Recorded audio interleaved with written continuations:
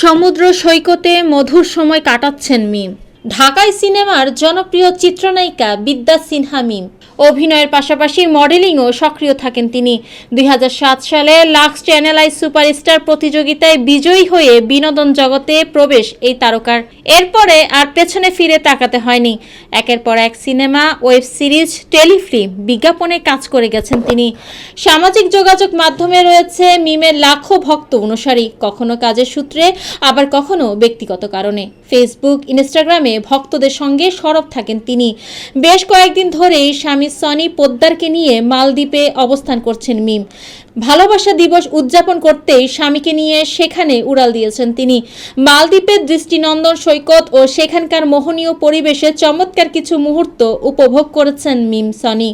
সেখানেই সমুদ্রের ধারে কমলা রডের বিকিনিতে ঝড় তুলতে দেখা গেল অভিনেত্রীকে।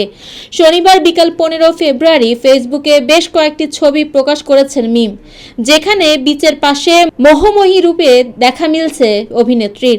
মিমের এই পোস্ট দেখে মুগ্ধতা প্রকাশ করেন তার ভক্ত অনুরাগীরা। বিশেষ করে এই নায়িকার অনুরাগীদের অধিকাংশ তার সৌন্দর্যের প্রশংসা করেন। কেউ লিখেছেন, ঢালিউডের লাস্যময়ী অভিনেত্রী মিম। কারো মন্তব্য, বরাবরই সাহসী আপনি।